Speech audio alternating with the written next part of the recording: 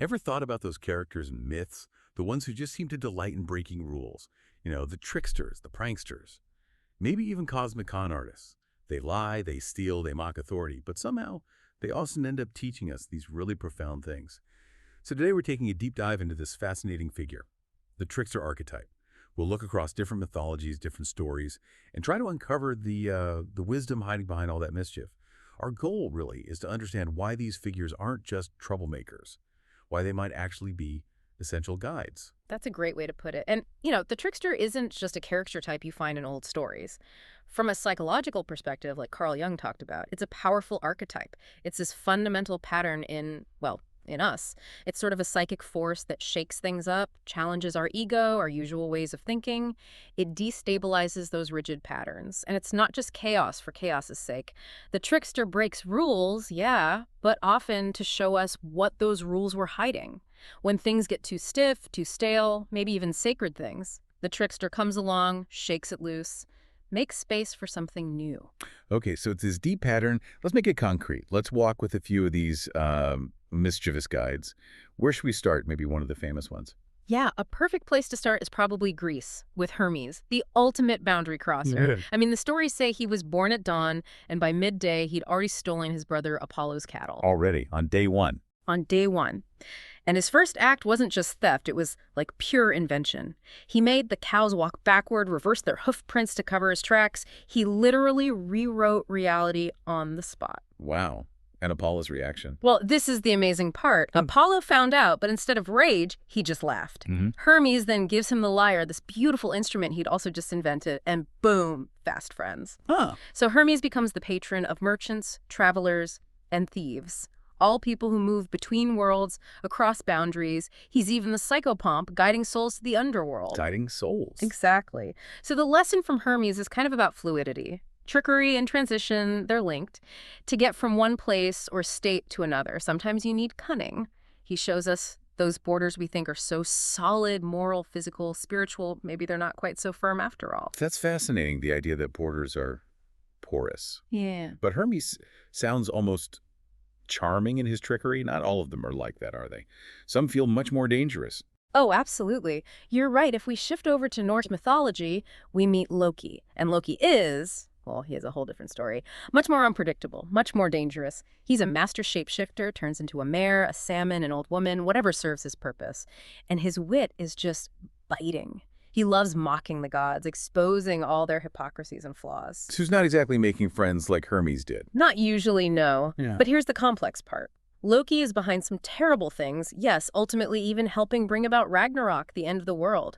But he also helps the gods get some of their most important treasures. Odin's spear, Thor's hammer, Loki played a role in getting those. So he helps and hinders. Precisely. He embodies what you might call creative destruction. His mischief isn't just petty, it chips away at the existing order, maybe so a new one can eventually be born. The lesson from Loki is harsher. It's that no order lasts forever, not even the divine order of the gods. Stability is temporary. Things unravel. Okay, so Hermes challenges boundaries. Loki challenges the permanence of order itself.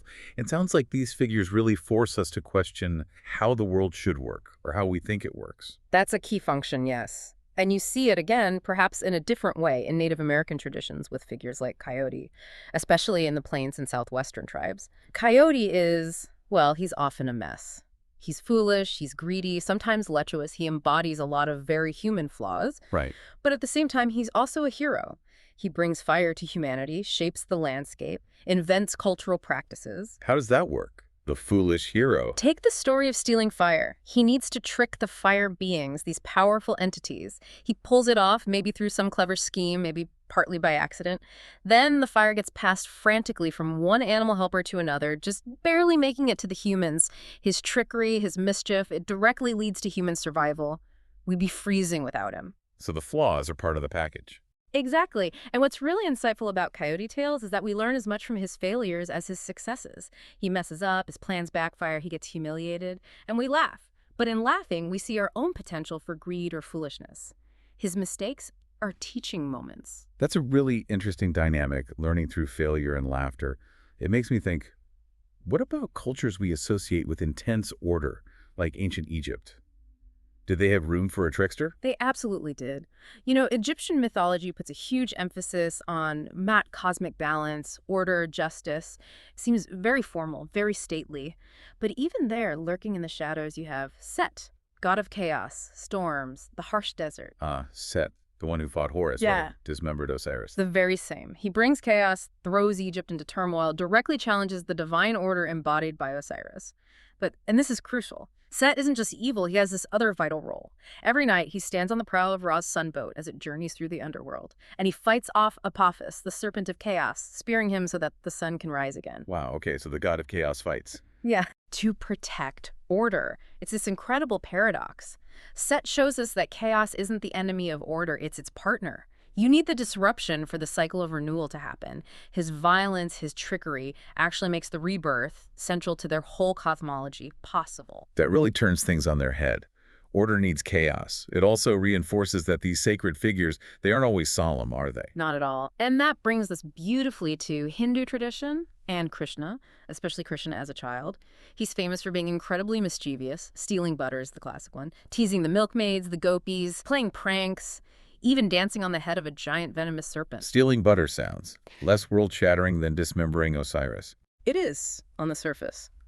But this playfulness, it's called Leela in Sanskrit, isn't just childish behavior, it's seen as divine. Through this mischief, Krishna reveals that the whole cosmos is a kind of divine play, that God, or the ultimate reality, doesn't have to be stern and solemn to be sacred.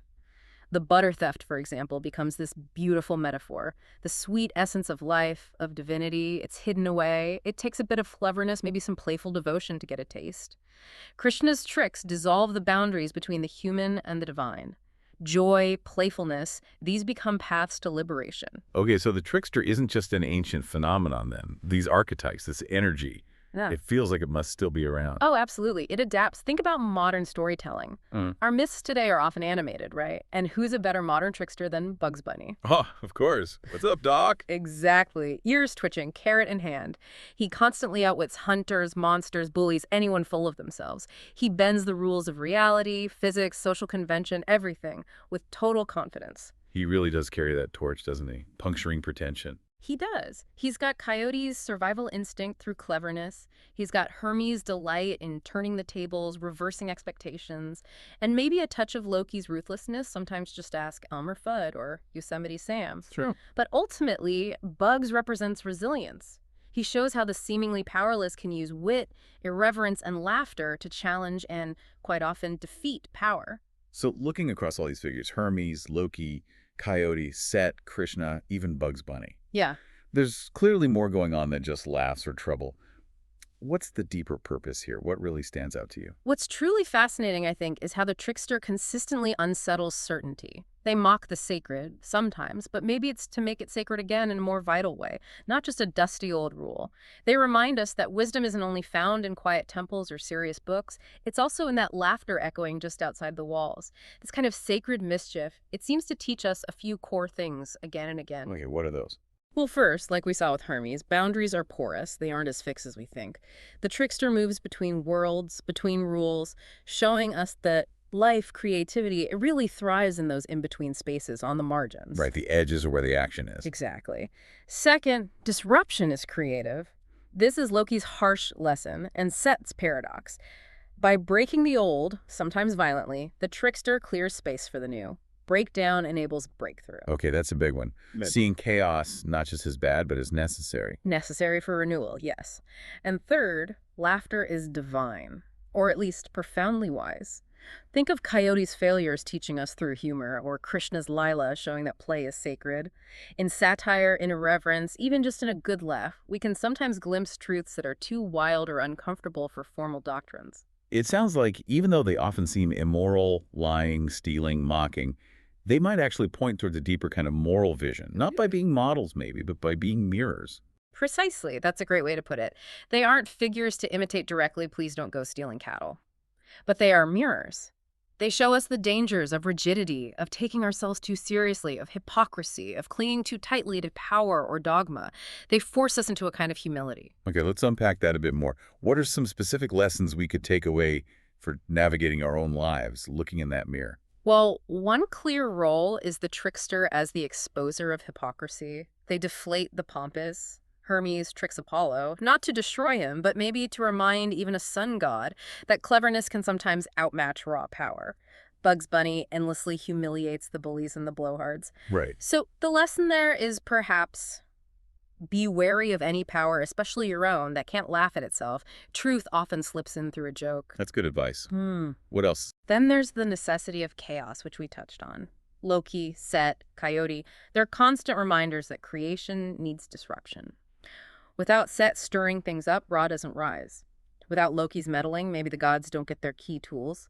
Without Coyote's theft, we don't get fire. The lesson: don't see disorder as purely negative. It's often the hidden engine of renewal. Clinging too tightly to stability can mean stagnation. When things fall apart, maybe that's the chance for a real breakthrough. Embracing the mess in a way. In a way, yes, recognizing its potential. Third, they function as moral educators through failure. Coyote is the prime example. He messes up constantly because of his greed or lust or arrogance. And those stories aren't just funny, they clearly show the consequences of those actions in a way a lecture never could. We learn by seeing him fail. Exactly. So the lesson is maybe that humor can be a really compassionate form of moral teaching, and that we should learn from our own blunders. They're often our best teachers. Okay, exposing hypocrisy, the necessity of chaos, learning from failure. What else? Play as a sacred mode of being. Krishna's Leela is the key here. His butter thefts aren't really about crime, they're about divine play. It suggests a cosmos where joy and mischief aren't separate from holiness, but part of its fabric. If the divine plays, then maybe laughter is a form of prayer. So don't confuse being serious with being spiritual. Right. Sometimes the most profound thing you can do is just play, be light, laugh. That feels important and liberating. It can be. Then there's the relativity of rules. Every trickster story implicitly asks, are these rules absolute or are they situational? Hermes reversing tracks, Loki shifting shape, bugs bending physics. They constantly suggest that what we take as fixed laws, nature, maybe even morality, is often more provisional than we think. That sounds potentially dangerous. It is, if taken to an extreme without wisdom. It's not a license for anarchy. But within a sacred context, or even just a thoughtful one, it teaches discernment. Some rules are vital. Others are just conventions, habits, power structures. The trickster encourages us to question which is which, but carefully. It demands responsibility, not just rebellion. Discernment, not just disruption. Okay. Is there a final big lesson? I think ultimately the trickster is the midwife of transformation. They unsettle us, they push us to the edge, precisely so that change can happen. Hermes carries souls across the threshold.